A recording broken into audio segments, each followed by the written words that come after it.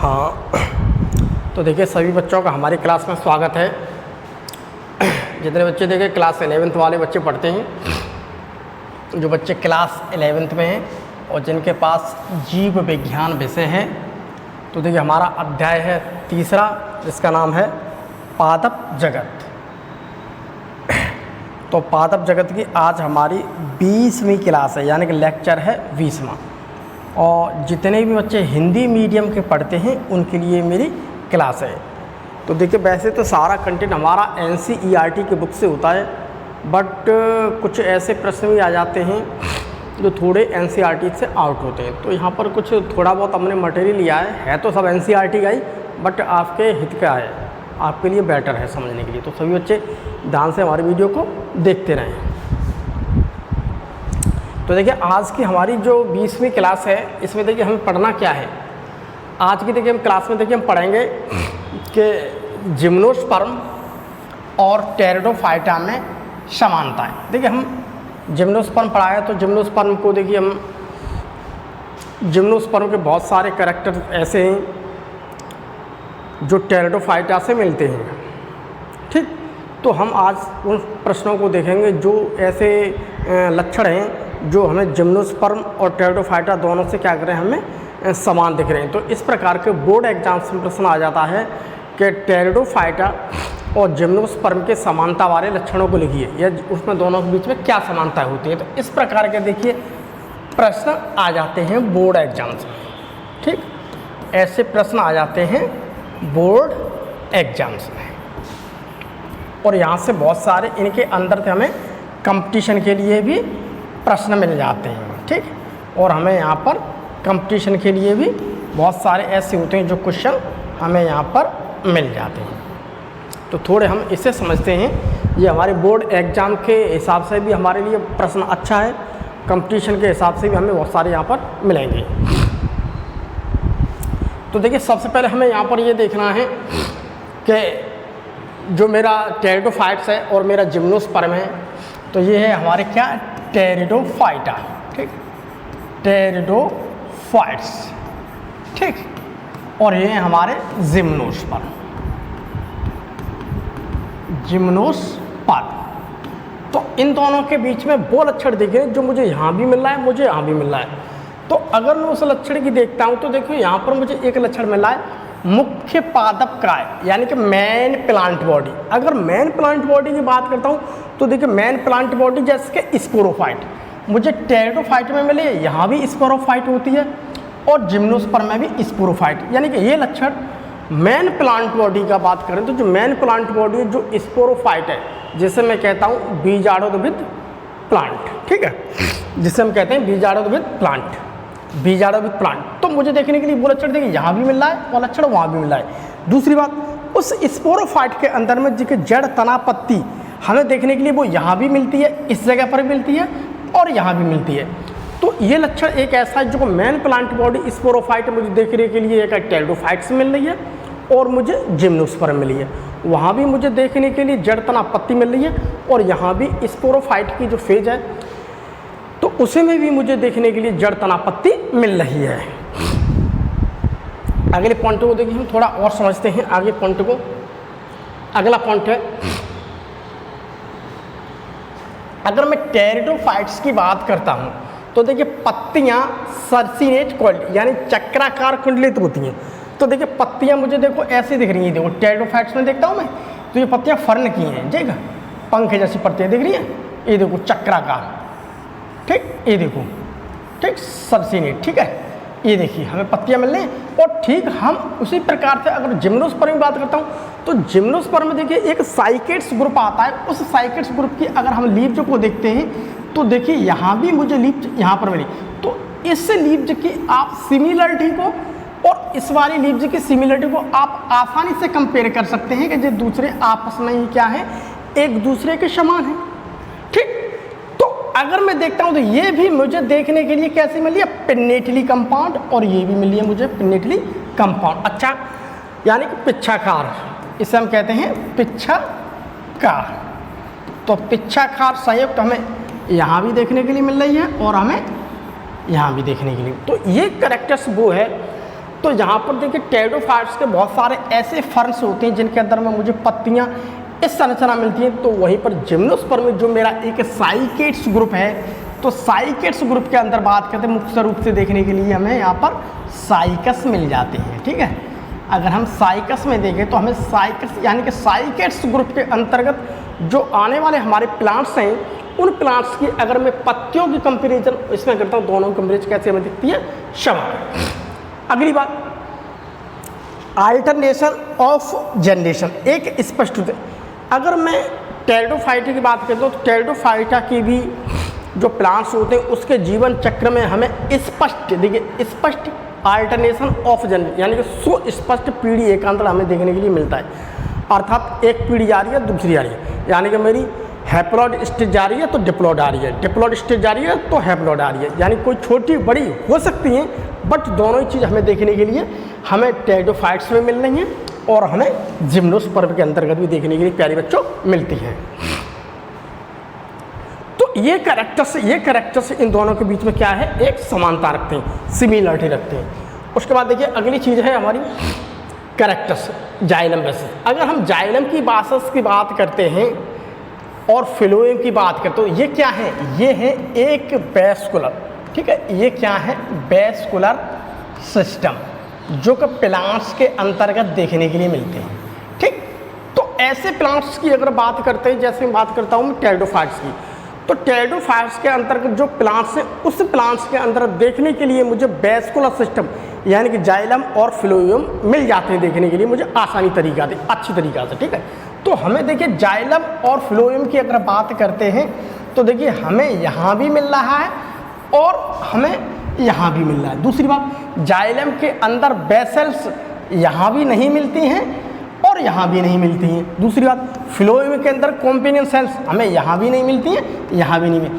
केवल एक एक्सेप्शन मिल जाता है हमें जिम्नोस्पर्म के अंदर नीटेल्स ऑर्डर का। ठीक, इस ऑर्डर के अंतर्गत जितने भी मेरे प्लांट्स आएंगे, ठीक, इसके अंतर्गत जितने भी प्लांट्स आएंगे उन प्लांट्स में देखने के लिए मुझे जाइलम में बेसल्स मिलेंगे और फ्लोएम के अंतर्गत मिलेंगे हमें कंपेनियन सेल्स। ठीक है, तो ये वाले जो लक्षण होते हैं, ये वाले लक्षण जो यहाँ पर हमने लिखे हैं, गौर से देखिए आप, जाइलम के अंतर्गत बेसल्स नहीं मिल रही हैं, ठीक, यहाँ भी नहीं मिलती हैं, यहाँ भी नहीं मिलती हैं।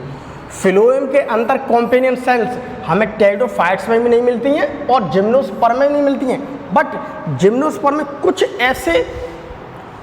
ऐसे एक्सेप्शन है, कुछ ऐसे प्लांट्स हैं जहाँ पर हमें देखने के लिए मिली। तो हम यहाँ पर ये कह सकते हैं ये वाला लक्षण जाइलम के अंदर बेसल्स का मिलना और फ्लोएम के अंदर कंपेनियन सेल्स का मिलना, तो ये वाला लक्षण हमें कहीं ना कहीं इस जिम्नोस्पर्म से आगे लेकर के जा रहा है, क्योंकि एडवांस बन गया कैरेक्टर्स।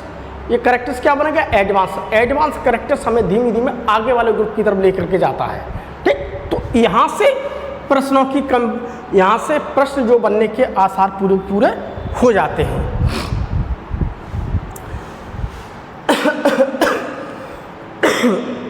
देखिए दूसरी बात है, देखिए सेकेंडरी ग्रोथ। ठीक, सेकेंडरी ग्रोथ का मतलब होता है कि उसके अंतर्गत हमें सारी चीज़ अच्छी तरह डेवलप मिल रही हैं और तने की लंबाई के साथ साथ उसकी मोटाई भी बढ़ रही है। ठीक है, इतना समझ लीजिए। तो सेकेंडरी ग्रोथ का मतलब है कि सेकेंडरी ग्रोथ मुझे टेरिडोफाइट्स के कुछ जीवाश्म यानी कि कुछ फॉसिल्स प्लांट्स और कुछ लिविंग प्लांट्स, कुछ ही, ज़्यादा नहीं, कुछ सम, ठीक है, तो कुछ प्लांट्स के अंतर्गत हमें ये चीज़ देखने के लिए मिल रही है, बट जिम्नोस्पर्म में हमें सभी देखने के लिए। तो ये कैरेक्टर्स मुझे टेरिडोफाइट्स के अंदर मिल रहा है मुझे, और जिम्नोस्पर्म में दोनों मिला, भले ही कम में मिल रहा है लेकिन ये चीज़ मिल रही है।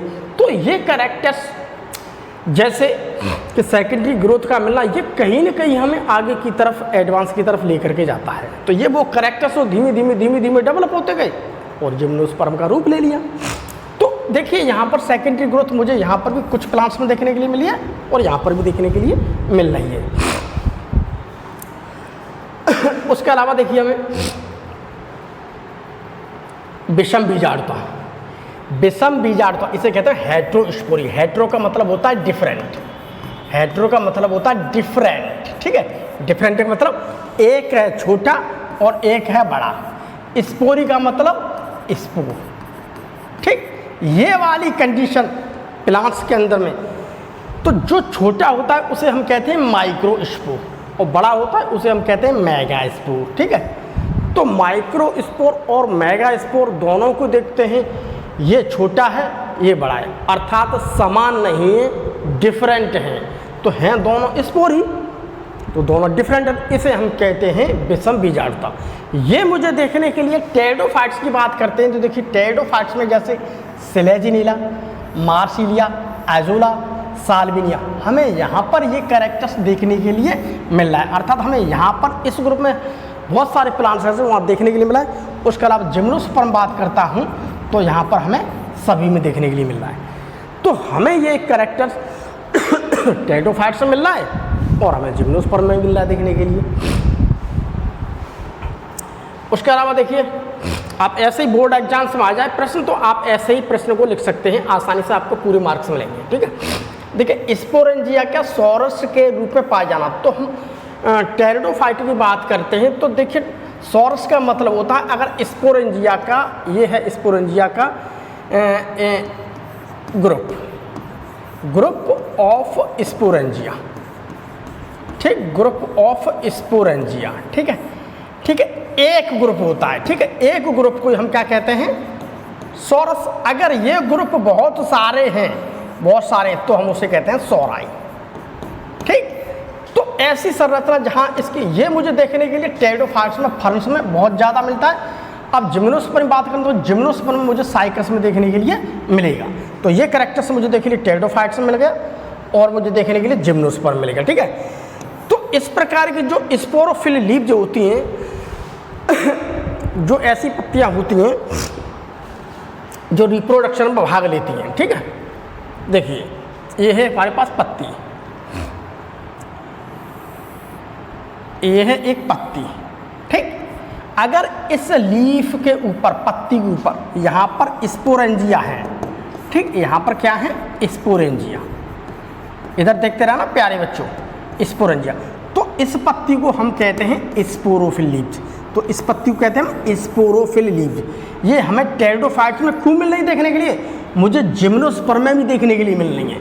तो स्पोरोफिल लीव जब वो होती है जिसके ऊपर स्पोरेंजिया मिलती है। ठीक, जब स्पोरेंजिया में फर्न में मिल रही है, जिम्नोस्पर्म मिल रही है, तो ये दोनों की कैरेक्टर। तो स्पोरोफिल लीव का कैरेक्टर्स वो जो हमें देखने के लिए टेरिडोफाइट्स में मिल रहा है और मुझे जिम्नोस्पर्म में भी मिल रहा है। अब आगे देखते हैं अगला। अगला देखिए, अब देखिए अगला लक्षण समानता वाला क्या है, भ्रूण विकास में निलंबक यानी कि सस्पेंसर।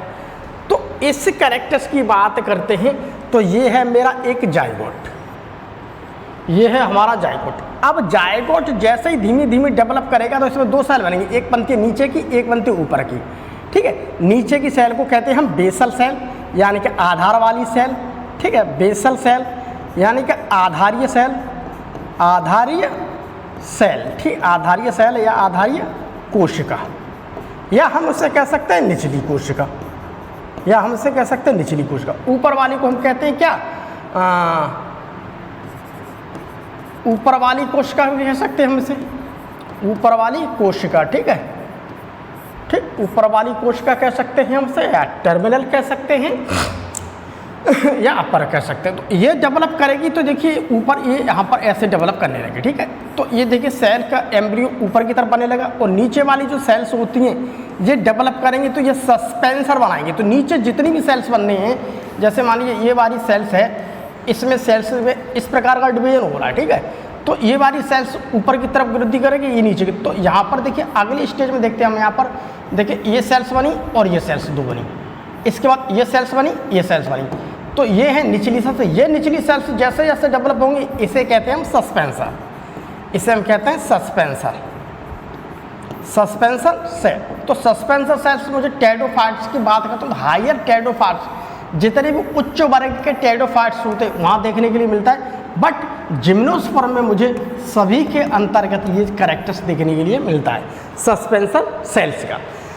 तो धीरे धीरे मेरे जाइगोट डेवलप होगा, डेवलप होने के बाद इस प्रकार की सेल्स का निर्माण होगा। इस चीज़ को हम पिछली क्लास में पढ़ा चुके हैं, अगर पिछले लेक्चर को देख रहे हैं तो आपके सब समझ में आ जाएगा। उसके बाद देखिए अगला, देखिए मेल गैमेट्स, हम बात कर रहे हैं male gametes, motile and flagellate. अगर हम मेल गैमेट्स की बात करते हैं तो मान लीजिए हमने टेरिडोफाइट्स के अंतर्गत में बहुत सारे गैमेट्स को पढ़ा, ठीक है, इस प्रकार के गैमेट्स होते थे।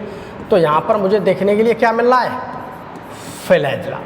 जब फ्लैजिला प्रेजेंट है यानी कि फ्लैजिला पाया जाता है तो इसका मतलब ये क्या करेगा, ये क्या होता है, गतिशील। गतिशील का मतलब गतिशील अर्थात चल सकता है, ठीक, गतिशील, मोटाइल, ठीक है। तो ऐसे फ्लैजिला की बात करता हूँ मैं, ऐसे गैमेट्स की बात करता हूँ जो क्या होते हैं, मेल, ठीक। तो मेल गैमेट जो होते हैं हम इसे टेरिडोफाइट्स में कहते थे एंथीरोजॉइड्स, ठीक है। तो ये मेरे एंथीरोजॉइड्स हैं, इस वाली कंडीशन को फ्लैजिलेटेड करूँ, मुझे टेरिडोफाइट्स के अंतर्गत सभी में मिलना है। बट यही कैरेक्टर्स मुझे देखने के लिए जिम्नोस्पर्म में मिल रहा है, जो मुझे साइकस और गिंगोका में मिल रहा है, जो साइकस और गिंगो, ठीक है। तो ये लक्षण हमें कहाँ मिल रहा है, टेरिडोफाइट में साइकस में मिल रहा है और हमें गिंगो में मिल रहा है देखने के लिए, गिंगो में।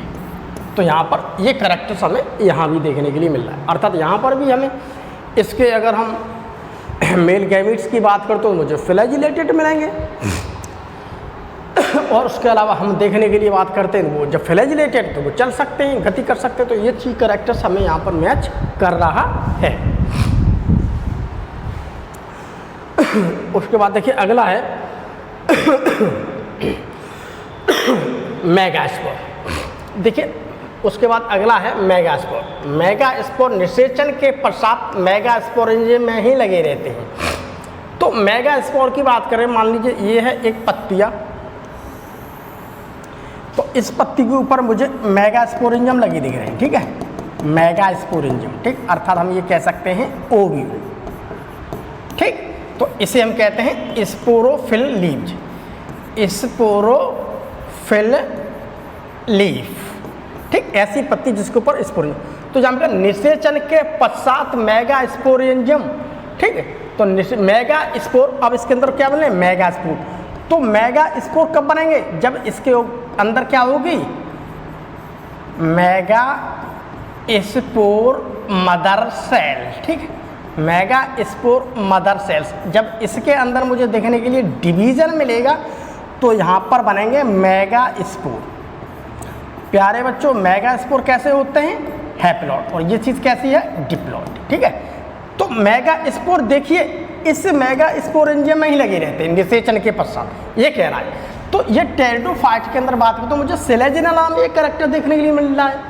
बट जिम्नोस्पर्म की बात करता हूँ, जिम्नोस्पर्म के मुझे सभी प्लांट्स में देखने के लिए मुझे कैरेक्टर्स ज़्यादातर ये मिल जाता है। इस कैरेक्टर्स को आप विशेष ध्यान रखें। यहाँ से प्रश्न पूछ लिए जाते हैं जो सेलेजिना के ऊपर प्रश्न बन रहे हैं बहुत आसानी से। ये कैरेक्टर्स हमें जिम्नोस्पर्म अच्छी तरह से मिला है, बट यही कैरेक्टर्स हमें देखने के लिए टेरिडोफाइट में यहाँ से सेलेजिना देखने के लिए मिलता है। यहाँ से ही प्रश्न की हो जाती है शुरुआत, यहीं से पूछ लिया जाएगा।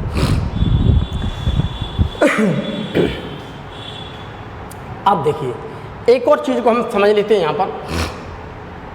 अगर ये है मेरे पास टेरिडोफाइट्स प्लांट, टेरिडोफाइट्स प्लांट्स, और इधर है मेरे पास जिम्नोस्पर्म प्लांट्स। पहले यहाँ पर थोड़ा समझ लो, अभी सब समझ में आ जाएगा, यहाँ देखो, ठीक। अब यहाँ पर टेरिडोफाइट्स के अंतर्गत मुझे इस प्रकार के दो प्रकार के मुझे प्लांट्स देखने के लिए मिलते। एक तो मुझे मिलता है प्रिमिटिव प्लांट्स। प्रिमिटिव प्लांट्स का मतलब होता है पुराने, पुराने या सबसे पहले वाले, या सबसे पहले वाले, आप ऐसे समझ लीजिए, ठीक है, ठीक।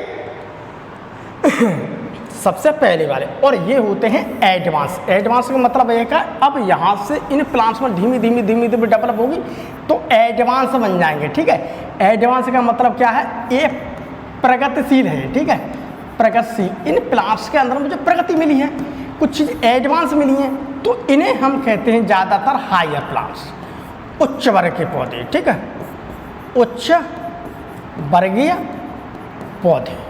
अब देखिए यहाँ पर समझिए बात। तो प्रिमिटिव का मतलब होता है बहुत पुराना, जहाँ शुरुआत चली आ रही है, और ये होता है एडवांस। धीमे धीमे धीमे धीमे धीमे धीमे धीमे प्लांट्सों में एडवांस आते गए और करेक्टर आते गए, उन्हें हम कहते हैं एडवांस प्लांट्स। अब ये एडवांस प्लांट्स यहाँ से धीमे धीमे इवोल्यूशन खूब होती रही तो ये बनी। अब यहाँ पर जो इवोल्यूशन इन प्लांट्स में देखने के लिए मिली है वो मुझे यहाँ मिलेगी। यहाँ पर ये है जिम्नोस्पर्म। ये जिम्नोस्पर्म के वो प्लांट्स हैं जहाँ से मेरे प्लांट्सों की शुरुआत हो रही है। तो ये कैरेक्टर हमें ज़्यादातर यहाँ देखने के लिए मिलेंगे, ठीक है। और इनमें धीमे धीमे जब इवोल्यूशन बहुत ज़्यादा होगी तो ये ऐसे करके आपके यहाँ पर आ जाएंगे प्लांट्स, ठीक। तो हम यहाँ पर ये कह सकते हैं प्यारे बच्चों कि जो मेरी इसके जो प्रिमिटिव प्लांट्स हैं जैसे कि साइकैडोफिलिकेल्स ऑर्डर, साइकैडोफिलिकेल्स ऑर्डर ऐसा होता है जिम्नोस्पर्म में बहुत सारे ऑर्डर में इन प्लांट्सों को व्यवस्थित किया गया गढ़ में। ऑर्डर का मतलब वो गढ़ में इसे क्या किया, व्यवस्थित है। लेकिन साइकैडोफिलिकेल्स एक ऐसा ऑर्डर है जिसे हम प्रिमिटिव प्लांट्स कहते हैं और ये मेरा क्या है, एक फॉसिल्स, ठीक है। यहाँ के जितने भी प्लांट्स हैं तो इन प्लांट्स को हम कहते हैं सीड फर्म, क्योंकि ज़्यादातर मुझे यहाँ पर देखने के लिए बात करें, यहाँ पर उच्च वर्ग में आ जाएंगे तो उच्च वर्ग में देखने के लिए मुझे यहाँ पर फर्न मिलेंगे देखने के लिए। तो इसलिए इनके बहुत सारे कैरेक्टर्स मुझे यहाँ पर देखने के लिए मिलते हैं। तो इसलिए हम ये कहते हैं साइकैडो जो फिलिकल्स ऑर्डर है इसके सदस्यों को हम सीड फर्न कहते हैं, बीजधारी फर्न कहते हैं। हम इसे क्या कहते हैं, बीजधारी फर्न। तो हम इसे क्या कहते हैं, बीजधारी फर्न कहते हैं।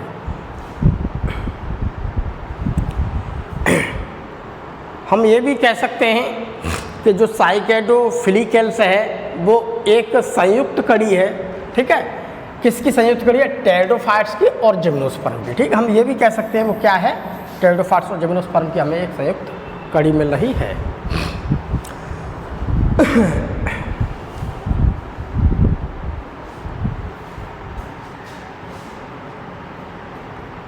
अब हम आगे देखिए, एक और हमारे पास प्रश्न है, टेरिडोफाइट्स और जिम्नोस्पर्म के बीच में असमानता यानी कि अंतर। ये है बोर्ड एग्जाम्स के लिए प्रश्न, बोर्ड एग्जाम, ठीक है। बोर्ड एग्जाम्स में ऐसे प्रश्न पूछे जाते हैं, ठीक है। दोनों के बीच में क्या असमानता है, ठीक है, अंतर आ सकता है, ठीक। दोनों में विभेद बताइए, दोनों में विभेद बताइए, ठीक है। ये भी आ सकता है दोनों में किस क्या क्या विभेद हैं, दोनों में क्या क्या अंतर हैं, दोनों के बीच में क्या असमानता है। प्रश्न के कई विशेष उसके रूप चेंज कर सकते हैं क्योंकि वहाँ पर पेपर बनाने वाले जो होते हैं वो बहुत ही ज़्यादा एक्सपर्ट लोग होते हैं। तो उसका आंसर सबका देखा जाए तो प्यारे बच्चों आंसर एक ही आएगा, ठीक। तो यहाँ पर असमानता का मतलब होता है उन दोनों के बीच में क्या डिसिमिलरिटी क्या है, डिफरेंस क्या है, ठीक है। तो इसे हम थोड़ा समझ लेते हैं। इससे पहले हमने ये समझा कि दोनों के बीच में सिमिलरिटी क्या है। अब यहाँ पर थोड़ा अंतर समझ लेते हैं इसके बारे में। देखिए पहली बात हम देखिए जिम्नोस्पर्म की बात करते हैं तो देखिए जिम्नोस्पर्म मैंने इधर लिया है और टेरिडोफाइट्स इधर लिया है। तो जिम्नोस्पर्म के जितने भी प्लांट्स होते हैं वो बहुवर्षीय होते हैं। बहुवर्षीय का मतलब, बहु का मतलब होता है बहुत, बहु का मतलब बहुत, वर्षीय का मतलब वर्ष। तो ऐसे प्लांट्स जिसकी लाइफ साइकिल बहुत वर्षों तक चलती है, यानी 3, 4, 7, 5, 6, 7, 8, 9, 10, 11, 12, 13, 14, 15 बहुत ज़्यादा चलती है, उसी को हम कहते हैं बहुवर्षीय प्लांट, ठीक। और इनकी देखते हैं अधिकांशतः बहुवर्षीय शाक मिलेंगे केवल, हमें प्लांट्स नहीं मिलेंगे। यहाँ पर हमें मिलेंगे क्या, ट्री, पेड़, यहाँ पर देखने के पेड़। और यहाँ पर हमें बहुवर्षीय क्या देखने के मिले, शाक। शाक का मतलब छोटे छोटे, ठीक, छोटे छोटे, बहुत छोटे छोटे। शाक का मतलब होता है छोटे छोटे, हर बिल्कुल घास फूस जैसे, अथवा कुछ झाड़ी मिलते हैं। अगर कुछ हैं बहुवर्षीय तो कुछ झाड़ी टाइप के मिल जाएंगे, बट यहाँ पर मुझे पेड़ नहीं मिल रहे हैं, ठीक है। तो प्लांट्स को 3 कैटेगरी में बांटा था ना, एक होते हैं हर्ब्स, दूसरे होते हैं सर्ब्स, इसे हम झाड़ी कहते हैं, और तीसरे होते हैं ट्री, ठीक। ट्री में बड़े प्लांट आ गए, इसमें बड़े प्लांट आ गए, इसमें झाड़ी वाले आ गए छोटे छोटे, उसमें झाड़ी, ये सबसे छोटे होते हैं। तो यहाँ पर देखने के लिए हमें पेड़ नहीं मिल रहे हैं, ठीक। यहाँ देखने के लिए मुझे पेड़ मिल रहे हैं। अगली बात हैबिटेट की, अगर मैं इसके हैबिटेट की बात करूँ, ये अधिकांशतः हमें मरूदविद एक ज़ीरोफाइटिक नेचर के दिखाई देते हैं। तो जिम्नोस्पर्म के अंतर्गत हमें प्लांट्स ऐसे देखने के लिए मिलते हैं जिसके अंदर वो प्रकृति होती है, ज़्यादातर केस में वो प्रकृति होती है कि जहाँ पर पानी की कमी है तो मरुस्थल जैसे स्थान है वहाँ पर वो आसानी से सर्वाइव कर सकते हैं, आसानी से जी सकते हैं, आसानी से वहाँ पर क्या हमें पाए जाते हैं। तो हमें देखने के लिए ऐसी कंडीशन को हम कहते हैं प्यारे बच्चों मरुद्भिद। ठीक, अब यहाँ पर देखिए अगर मैं टेरिडोफाइट्स की बात करता हूँ तो ये देखिए नम स्थान में मिल रहा है, अर्थात इसे पानी की जरूरत पड़ रही है। छायादार स्थान में मिल रहा है, धूप नहीं है फिर भी काम चल रहा है इसका। ठीक, मतलब छाया आ रही है, केवल घर के अंदर आसानी से उगा सकते हैं। ठीक है, स्थली, उसके अलावा मुझे देखने के लिए स्थल पे ऐसी जगह मिल जाएंगे जहाँ पर पानी वानी वैसी चीज़ की कंडीशन ठीक ठाक हो। बट यहाँ पर हमें देखने के लिए दोनों के हैबिटेट में क्या है, हमें अंतर दिख रहा है। ठीक, उसका एक मरुद्भिद जैसा है, यानी कि जहाँ रेत वेत बहुत ज़्यादा पानी की कमी है वहाँ पर देखने के लिए मिलेंगे। दोनों के बीच में ये अंतर है। अगर अंतर है देखो प्यारे बच्चों यहाँ पर जड़ का, अगर जड़ की बात करते हैं, जड़ की बात करते हैं तो देखो जिम्नोस्पर्म होता है, यहाँ पर हमें सुविकसित अच्छी तरह से वेल डेवलप्ड मूसला जड़ मिलती है। ये देखिए अच्छी तरह से मुझे क्या मिली है, मूसला जड़, बहुत नीचे तक चली जाएगी, बहुत नीचे तक चली जाएगी। ठीक है, हमें क्या चली जाएगी, ये बहुत नीचे तक चली जाती है, बहुत नीचे तक चली जाती है। ठीक, अब हम यहाँ पर बात करते हैं तो इसके अंदर टेरिडोफाइट्स के अंतर्गत मुझे अपस्थानिक जड़ें मिलेंगी। ठीक, अपस्थानिक जड़ों का मतलब होता है ये जड़ें एक ही जगह पर यहीं पर वृद्धि करती हैं और अधिक नीचे नहीं जाती हैं, और ये अधिक नीचे नहीं जाएंगी। तो ये अधिक नीचे नहीं जा रही हैं, अधिक नीचे नहीं जाती हैं। ठीक, और ये नीचे चली जाती हैं। तो जब पेड़ बड़ा हो रहा है तो उसकी जड़ नीचे चली जाएंगी पानी लेने के लिए। ठीक, पानी के लिए। तो यहाँ पर देखने के लिए मुझे मूसला जड़ तंत्र देखने के लिए मिला है, अर्थात well developed tap root system, जबकि यहाँ पर देखने के लिए हमें एडवेंटिशियस कंडीशन मिल रही है, अपस्थानिक वाली कंडीशन मिल रही है।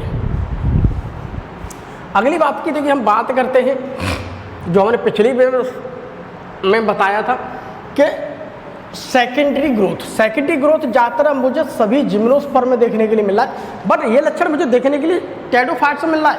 बहुत कम कुछ ही प्लांट्स ऐसे हैं जिनके अंदर हमें देखने के लिए ये मिल रहा है। तो ये चीज़ यहाँ पर अगर मैं बात करता हूँ सेकेंडरी ग्रोथ की अगर हम यहाँ पर बात करते हैं, यहाँ पर बात करें तो यहाँ पर बहुत अधिक है। ठीक, बहुत अधिक है। और यहाँ पर अगर हम बात करते हैं तो यहाँ पर कम मात्रा में है बट कम मात्रा, बहुत कम मात्रा में सेकंड ग्रोथ, बहुत कम ही प्लांट्स हैं वहाँ पर मुझे देखने के लिए ये चीज़ मिल रही है प्यारे बच्चों। अब देखिए अगर मैं बीजांड और बीज की बात करता हूँ तो जिम्नोस्पर्म की अगर हम बात करते हैं तो जिम्नोस्पर्म में मेरा बीजांड और बीज यहाँ पर खूब हमें अच्छी तरह से देखने के लिए मिल रहा है, प्रेजेंट है। बट ये वाली कंडीशन बीजांड और बीज की यहाँ पर नहीं है। ठीक, यहाँ पर किसी भी प्रकार का कोई न तो बीजांड बन रहा है, नहीं यहाँ पर किसी भी प्रकार का कोई बीज बन रहा है, बट यहाँ पर ये चीज़ बन रही है। ये है मैंने पॉइंट। ठीक, अब देखिए आगे, उसके अलावा देखिए अब जिम्नोस्पर्म की अगर हम बात करते हैं जिम्नोस्पर्म की, तो देखिए यहाँ पर गैमेटोफाइट, अर्थात हम ये कह सकते हैं जो मेरा जिम्नोस्पर्म है उस जिम्नोस्पर्म के अंतर्गत जो मेरा गैमेटोफाइट है तो वो मेल गैमेटोफाइट भी हो सकता है और फीमेल गैमेटोफाइट भी हो सकता है। तो जिम्नोस्पर्म में मुझे मेल गैमेटोफाइट और फीमेल गैमेटोफाइट जो मुझे दिखने के लिए मिल रहा है, वहाँ पर मुझे उस गैमेटोफाइट के अंतर्गत में क्लोरोप्लास्ट नहीं मिल रहा है। ठीक, उसके बाद मदर स्पोरोफाइट पर ही डिपेंड है, और इसका जो गैमेटोफाइट है, ये मेरा गैमेटोफाइट है, इसमें किसी प्रकार का क्लोरोफिल नहीं मिला। अगर इसके अंदर क्लोरोफिल यहाँ पर होता तो वो अपने आप खाना बना लेता, भैया क्लोरोफिल यहाँ पर है नहीं, तो यहाँ पर क्लोरोफिल नहीं मिलता, इस पॉइंट को ध्यान है। और वो मदर स्पोरोफाइट पर ही डिपेंड है। और इसके अलावा ये क्या है, एक मदर स्पोरोफाइट होती है, उसी के ऊपर ये डिपेंड होता है। ठीक, तो यहाँ का गैमेटोफाइट जो है वो डिपेंड है। और टेरिडोफाइट का जो गैमेटोफाइट की बात है, चाहे आप मेल गैमेटोफाइट की बात कर लो या फीमेल गैमेटोफाइट की बात करो, पहली बात क्या है वो स्वतंत्र है। पहली बात क्या है वो स्वतंत्र है। दूसरी बात वेल डेवलप्ड है, अच्छी तरह से सुविकसित है। तीसरी बात हम उसे प्रोथैलस कहते हैं, जब अच्छी तरह विकसित तो हम उसकी जो स्टेज होती है उसे हम क्या कहेंगे, प्रोथैलस। अगली बात क्लोरोप्लास्ट प्रेजेंट, क्लोरोप्लास्ट जब पाया जाता है प्यारे बच्चों तो वो बिल्कुल स्वतंत्र है, अपने आप खाना बना सकता है, तो वो क्या है, ऑटोट्रॉफिक नेचर का है। ठीक, तो यहाँ पर हमें देखने के लिए वो चीज़ कंडीशन मिल रही है गैमेटोफाइट के अंतर्गत, बट यहाँ पर वो चीज़ कंडीशन हमें देखने के लिए नहीं मिल रही है जिम्नोस्पर्म में। अगली बात, अगर मैं जिम्नोस्पर्म की बात करता हूँ तो जिम्नोस्पर्म की जो मेरे पोलन ग्रेन्स होते हैं, तो पोलन ग्रेन्स जैसे जैसे वो वृद्धि करेगा तो पोलन ग्रेन्स के अंतर्गत एक ट्यूब निकल आती है। ठीक, तो पोलन ग्रेन्स में क्या निकल आती है, ट्यूब, जिसे हम कहते हैं पोलन ट्यूब। तो पोलन ट्यूब मुझे देखने के लिए यहाँ मिल रही है, लेकिन टेरिडोफाइट्स में ये नहीं मिल रही है। नो, टेरिडोफाइट्स के अंतर्गत हमें ये किसी भी प्रकार की देखने के लिए प्यारे बच्चों नहीं मिल रही है।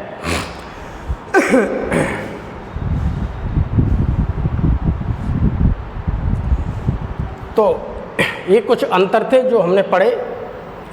इसके अलावा देखिए एक चीज़ और है, मुख्य चीज़ जो मैं एक हल्की सी बता देता हूँ तुम्हें जो मैंने पिछली स्लाइड में पढ़ाया नहीं, क्योंकि एनसीईआरटी के अंदर लिखा ही नहीं है वो, ये थोड़ा एनसीईआरटी से मैंने अलग इसलिए ले रखा है क्योंकि ये आपके बहुत ज़्यादा काम का है।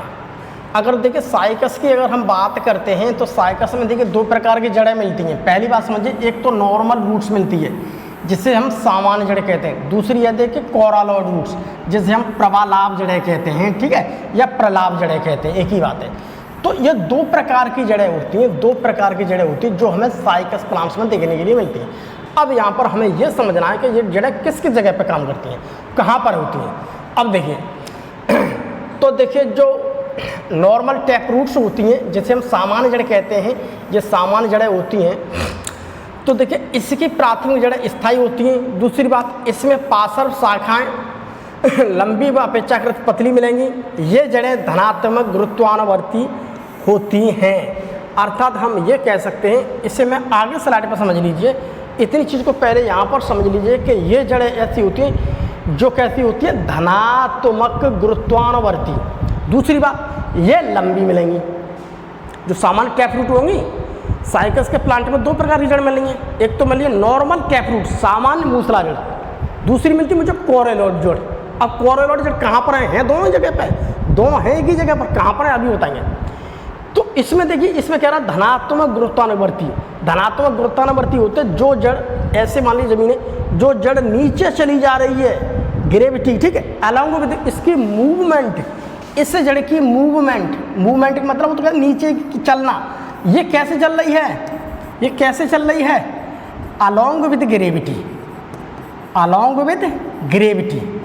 ठीक, अलॉन्ग विद ग्रेविटी का मतलब क्या है, जब पृथ्वी होती है, पृथ्वी किसी भी चीज़ पृथ्वी अपने नीचे पास खींचती है तो ये जड़ें नीचे खिंचती हुई चली जाती हैं। ठीक, तो ये जड़ें नीचे खिंची जाएगी। इसमें देखो कह रहा है इसमें लंबी होती हैं, पहली बात लंबी होती हैं, दूसरी बात अपेक्षाकृत पतली होंगी और ये पतली होती जाएंगी। ठीक, इसमें पार्श्व शाखाएं, पार्श्व शाखा जो ऐसी होती है, पार्श्व शाखा लंबी होंगी, पतली होंगी और ये तो नीचे तक चली जाती है। ठीक है, और ये नीचे तक अलॉन्ग विद ग्रेविटी, यानी कि धनात्मक गुरुत्वानुवर्ती यानी पॉजिटिवली जियोट्रॉफिक होती है, नीचे जाएंगी ये क्या है। ठीक, तो ये है मेरे पास ज़मीन, इसे मैं कहता हूँ ज़मीन, यानी कि पृथ्वी की सतह। ठीक, यानी कि मिट्टी की सतह। अब देखिए आगे थोड़ा समझिए कोरिडोर इसे नहीं देखिए, अब देखिए आगे इमेज से समझिए, यहाँ पर यहाँ समझिए अच्छी तरह से।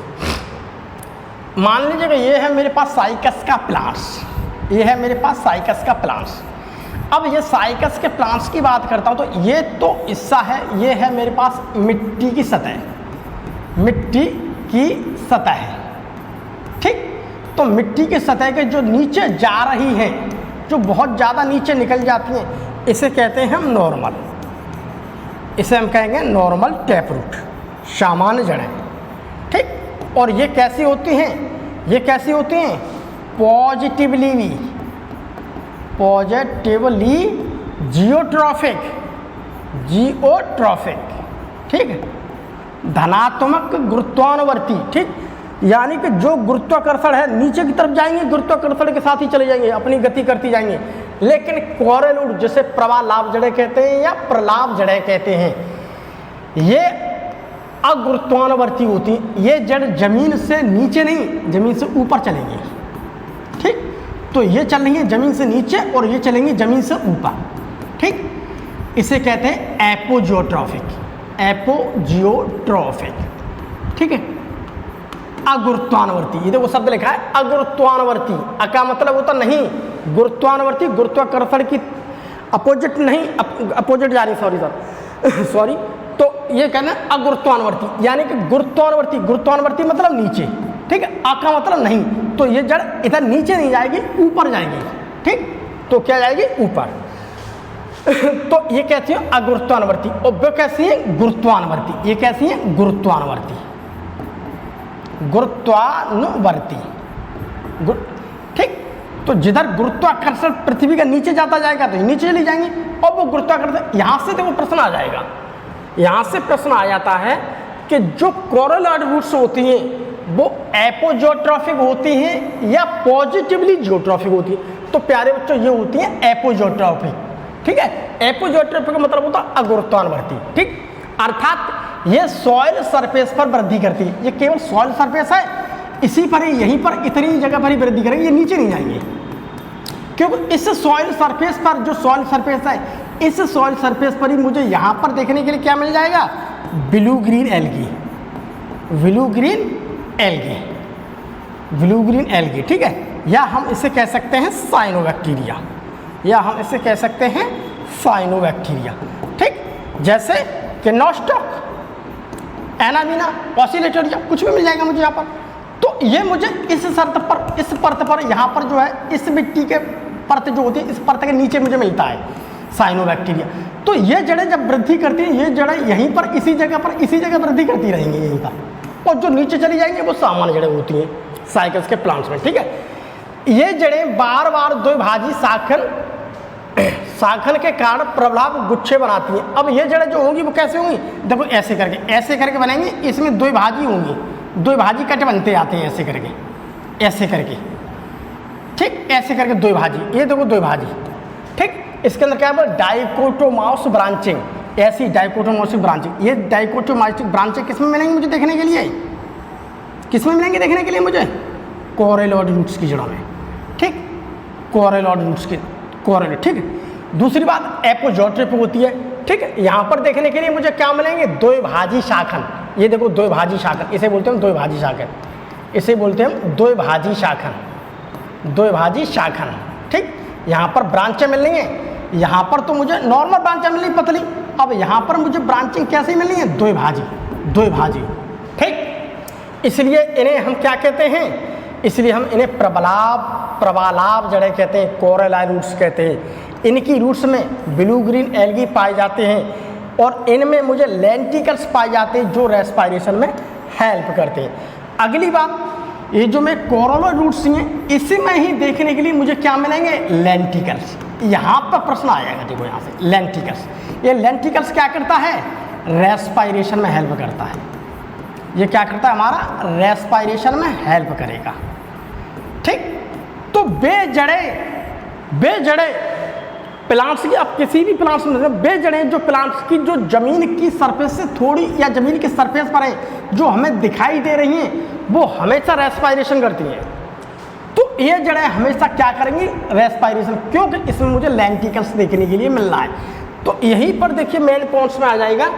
यहाँ समझिए, मान लीजिए ये है मेरे पास साइकस का पेड़, ठीक। अब साइकस के पेड़ में मैं यहाँ पर देखता हूँ तो मुझे यहाँ पर देखिए खूब जड़ें दिखाई दे रही हैं, कुछ जड़ें ऐसी हैं जो नीचे चली गई हैं। तो ये वाली जड़ें की बात करते हैं, तो ये वाली जड़ें जो मेरे यहाँ पर दिख रही हैं इसके पास में, यही मेरी क्या है, कोरेलॉइड जड़ें, कोरेलॉइड जड़ें, ठीक। अगली बात, इसकी कंडीशन क्या है, एपोजियोट्रॉफिक, एपोजियोट्रॉफिक, ठीक। अगुरुत्वानुवर्ती, ठीक है, अगुरुत्वानुवर्ती, इस बात को ध्यान रखें यहाँ से, ठीक। अगली बात, हमें यहाँ पर देखने के लिए क्या मिलेंगे, लेंटिकल्स, ठीक। हमें यहाँ पर देखने के लिए क्या मिलेंगे, लेंटिकल्स। लेंटिकल्स क्या करते हैं, श्वसन में मदद, पेड़ की श्वसन में मदद करते हैं, जो पेड़ श्वसन करते हैं, श्वसन मदद। अगली बात, इसमें जो शाखाएं निकलती हैं, इसकी शाखाएं, इस जड़ की शाखाएं कैसी होती हैं, द्विभाजी शाखित, शाखाएं कैसी होंगी? द्विभाजी शाखित। तो द्विभाजी शाखित शाखाएं मुझे किसमें मिलती है? कोरेलॉइड रूट्स में मिलती है। और ये कैसी होती है? एपिजोट्रॉफिक। इस बात का ध्यान रखें, यहाँ पर से ही प्रश्न की मार यहाँ पड़ती है, इस जगह पर।